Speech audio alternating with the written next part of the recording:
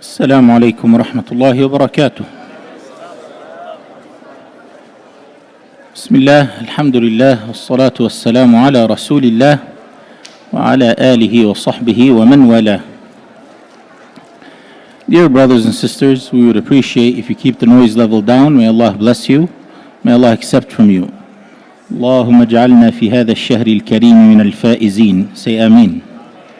May Allah make us all amongst the successful ones. Ameen. Dear brothers and sisters, in Surah Al-Qasas, Allah Azza wa Jal revealed the story of Musa alayhi salam, but from a different perspective. Tonight's focus or focal point is when Sayyidina Musa alayhi salam left Egypt alone after he accidentally killed an Egyptian man, and Fir'aun and the leadership of Egypt decided behind closed doors to kill him, although it was an accidental death. And he left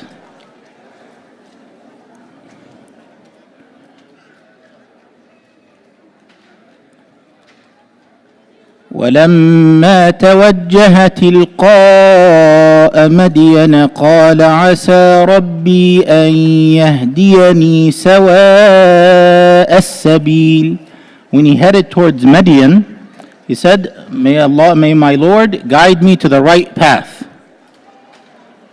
They didn't have GPS. ولما ورد ماء مدين وجد عليه أمة من الناس يسقون. When he arrived to the waterways or wells of Midian, he found a large number of people feeding or watering their sheep. وَوَجَدَ مِن دُونِهِمُ امْرَأَتَيْنِ تَذُودَانِ. He found two young ladies that were pushing their sheep in the opposite direction of the water. قَالَ مَا خَطُبُكُمَا. He asked, what is the matter with the two of you? قَالَتَا لَا نَسْقِي حَتَّى يُصْدِرَ الرِّعَاءُ وَأَبُونَا شَيْخٌ كَبِيرٌ. They responded, saying that we do not feed our sheep until all the other shepherds are done, then we go over there. Meaning until it clears. They don't go into the middle of the crowds of men and so forth. فَسَقَى لَهُمَا. So he assisted them in feeding or watering their sheep. ثُمَّ تَوَلَّى إِلَى الظِّلِّ. Then he left them alone. He didn't help them and then stick around. No. Helped them, finished the purpose of helping them, assisting them, then he left and sat in the shade. فَقَالَ رَبِّ إِنِّي لِمَا أَنزَلْتَ إِلَيَّ مِنْ خَيْرٍ فَقِيرٌ. He said, my Lord, for all the bounties that you have blessed upon me, I am in need. فَجَاءَتْهُ إِحْدَاهُمَا تَمْشِي عَلَى اسْتِحْيَاءٍ. One of them eventually approached him, and she was walking modestly. She was walking modestly. We just talked about modesty in Surah An-Nur. قالت, she said, إن أبي يدعوك ليجزيك أجر ما سقيت لنا. My father invites you to compensate you for you helping us. فَلَمَّا جَاءَهُ وَقَصَّ عَلَيْهِ الْقَصَصِ. When Musa alayhi salam arrived to that elderly gentleman, the father of the two ladies, he explained his story, what happened in Egypt and how he fled and so forth. قَالَ لَا تَخَفْ. The gentleman said to him, don't worry. نَجَوْتَ مِنَ الْقَوْمِ الظَّالِمِينَ. You are safe today from the aggressor people or the oppressive people. قالت إحداهما. One of the two ladies said, يا أبت استأجر. We said this before, we will say it again. The Arabic language shows us the level of respect used in the language itself when having the dialogue or conversation. She said, my most respected dear father, Ya abati. This is the same word used when Ibrahim alayhi salam spoke to his non-Muslim father. Repeatedly, Ya abati, Ya abati, Ya abati. This is the same word used by Ismail alayhi salam talking to his father. Ya abati fa'al ma tu'mar. In this case, she's addressing her father with respect. قالت إحداهما يا أبت استأجره. One of them said to her father, my dear father, hire him. إن خير من استأجرت القوي الأمين. The best person to hire is a person who's capable, strong, and is trustworthy. Strong and trustworthy. So this we learn whenever we need to hire someone for any position, they need to have the skill set, but that's not enough. They could be a devious, mischievous shaitan, wicked person that has the skills. We don't want that. You want someone who has the skills and is trustworthy. And is trustworthy. An honest person. Those two qualities. Don't get an honest person who doesn't know what to do. They don't know how to do their job. That's not enough. And don't hire someone who has the skills but is not honest. إن خير من استأجرت القوي الأمين. This conversation took place. Allah subhanahu wa ta'ala eternally encapsulated it in the Quran. Immediately, the father understood. You have to be sharp. Dear parents, with all my love and respect, focus, pay attention to your surroundings. Have high emotional intelligence. Read in between the lines. The young lady showed slight interest. Slight interest. The father caught that right away. Right away. So he responded saying to Musa alayhi salam, قال إني أريد أن أنكحك إحدى ابنتي هاتين. He said, I would like to give you in marriage one of my two daughters. Right away. He understood. Number one, we need to understand that our daughters and sons need to be married. That's important for us to get that. They are not your, mashallah, lu'lu' maknoon daughter or son that was never going to be touched by shaitan and never going to make mistakes. They're not. You might have that false image in your mind, but that's not the truth. May Allah preserve them. But they are human beings that are living in a society that is really, for the most part, shameless. Shameless. For the most part. Sexuality and behavior that is unacceptable and immoral is openly not only done, but people are proud of doing the fahisha and behaving in the most terrible ways. Subhanallah, may Allah save us and may Allah use us to guide back the humanity to the truth and the right path. Say Ameen. Brothers and sisters, it is important for us to create a safe environment in our family structure and homes that our daughters and our sons should be able to approach us as parents and tell us that they are interested in so and so. For marriage, that is. We should understand that from the Quran. And when they show interest, my advice, you need to be happy. You need to be very happy. If your daughter or your son comes to you telling you that they're interested in marrying a Muslim spouse, oh, you should do sujood shukr. In today's options, when they tell you they have a decent Muslim person, you should be very happy. You should be very happy. And then work with them to help them achieve that goal in the right way, by and through the right process. The process of, first of all, praying to Allah subhanahu wa ta'ala istikhara. He knows, we don't know.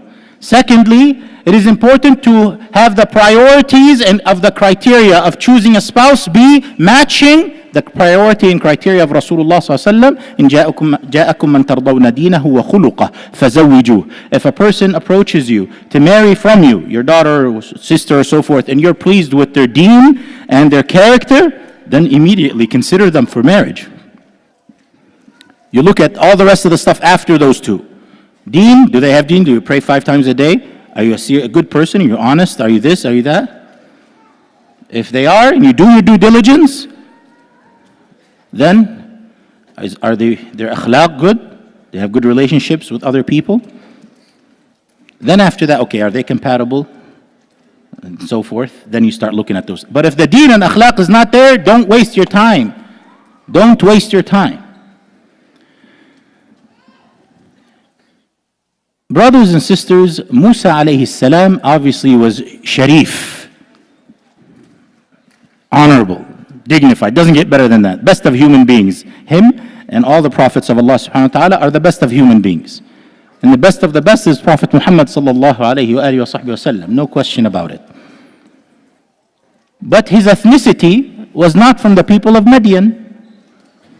His ethnic background was from Bani Israel. Do you agree or disagree? And where was he born and raised? In Egypt.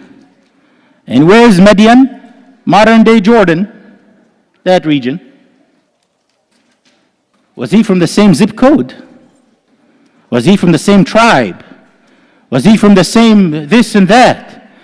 Brothers, wallahi, I receive, up until maybe a week before Ramadan, I'm receiving phone calls and meetings with young folks who are practicing Muslims trying to marry another practicing Muslim, but the parent is adamant they have to be from this tribe. Yeah, what tribe? You're in America. No, they're from a different caste system. I'm telling you facts. Yeah, what caste system? Allah created us from Adam and Eve. This is shaitanic. And so forth. You cannot behave like that as Muslims. When the lady's father, Shu'aib alayhi salam, when he actually considered Musa alayhi salam, he didn't consider him, say, which tribe are you from? And which zip code are you from? And which this and yeah. He's an honest, hardworking, good man, trustworthy, and his daughter showed interest, khalas, right away. He didn't waste time. And not only did he approach him, this is, by the way, the father of the girl that's approaching the guy. You understand? So there's no shame in that. Khadija radiallahu anha approached Prophet Muhammad sallallahu alaihi wasallam. We have that in our deen and culture, in our tradition. So, not only did he say to him, I would like to give you my daughter, he said to him, عَلَىٰ أَن تَأْجُرَنِي ثَمَانِيَ حِجَج, I'm going to give you a job. And obviously a home. Wow. The father of the bride is offering a home and a job for the groom who doesn't have a job, who is a refugee and not from the same region nor tribe. Brothers and sisters, take this home, especially the moms and dads. A lot of times you are the biggest obstacle in your daughter or son's future to be with a good Muslim. And I mean, nothing but love and respect, but I have to bring you this awareness to you. You cannot, because of your imaginary restrictions on things that have nothing to do with the deen, for you to start putting obstacle after obstacle and hurdle after hurdle in your daughter or son's path when they are simply trying to marry a Muslim. Put the effort to support your kids to find good Muslim spouses. And when they come to you with a good Muslim spouse, support them in the prophetic way. In the prophetic way. And support and encourage your children to marry young. In this society, how many of you have gone to college here? Raise your hand. College here. Undergrad here. Raise your hand.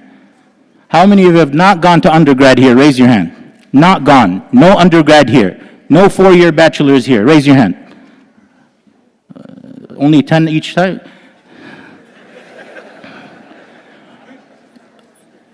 How many of you went to high school here? Raise your hand. How many of you did not go to high school here? Raise your hand. Some of you are not raising their hand at all. MashaAllah, haya in the wrong way. Haya in the wrong place. You missed the point. طيب, how many of you have gone to the 4-year undergrad school here in America? Raise your hand.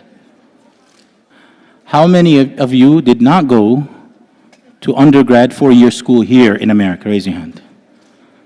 With all my respect, you have no idea what your kids are going through. You have no idea what the youth are going through. Unless you walk the walk, you had no idea. You can theorize all you want. The environment in colleges and in high school is extremely difficult for a practicing Muslim or Muslimah. Extremely difficult for a practicing Muslim or Muslimah. When I say this, it comes from experience. We've been there. You have no idea. You think you're like the blad? You think like you're at home? You're not. The way kids dress, the way they're vulgar, the way they talk, the way they're open, the way that you have no idea. It is important for us to help our children preserve their dignity, preserve their iman, preserve the halal, and make it easy for them to do so. And it is important for us to support them in doing so. The Prophet ﷺ said, Ya ma'ashar al-shabab, O young people, man istata'a minkum al-ba'ata falyatazawwaj, those who could afford marriage, get married. And the afford here, underline it with 10,000 lines. It's not what you think. You finish your 4 degrees, 4 years, and then another 4 years med school, and then 3 years residency, and then 2 years or 3 fellowship, and then you pay off your loans and you buy a 5, maybe 10,000 square foot home, and then a brand new vehicle for you, and you should have the cash to buy another brand new vehicle for your bride, and you get her a $30,000 ring, and you should do a $100,000 wedding, then you're ready for marriage. Hasbunallah wa ni'mal wakeel. This is not what the Prophet ﷺ said. He didn't say, istita'ah is this. Please, wise people, smart Muslims in America, decades ago, when their son went to college, and he was in his early 20s perhaps, and their daughter was 19, and they wanted to get married to good Muslim spouses, the father of the bride supported, and the father of the groom supported, and they put their money together and supported this young family to be together in one dorm or one apartment, and they supported them financially until they graduated college and achieved the highest degrees. Today, they are doctor this and doctor that, and I know the names and I've mentioned them before. The only request we ask for young couples when they get married in college is delay having children until you graduate and have a job, because it's very difficult to raise a child while you go to school. That's the only thing we ask as a recommendation. Brothers and sisters, break the racial boundaries. Look at each other the way Shu'aib looked at Musa alayhi salam, the way the Prophet ﷺ married Maria al-Qibtiyya and others, the way Musa alayhi salam, the Ibrahim alayhi salam married Hajar. Break these boundaries. Be a truly unified ummah. Support your children do the right thing. I am bringing awareness to you of things that you may be oblivious to. Your children are going through extremely difficult challenges and pressure that's happening in high school and in college, and trust me on that. So support them to get married young, be open-minded towards any Muslim that's going to come and ask for your daughter or your son being interested in another Muslimah. May Allah bless them with the most righteous spouses and the most righteous parents. May Allah make us good, understanding, supportive parents. May Allah subhanahu wa ta'ala make us good, loving and respectful children. And may Allah guide us to follow the sunnah and way of the Quran and Rasulullah sallallahu alayhi wa alihi wa sahbihi wa sallam. Jazakumullahu khayra wa qumu ila salatikum yarhamukumullah.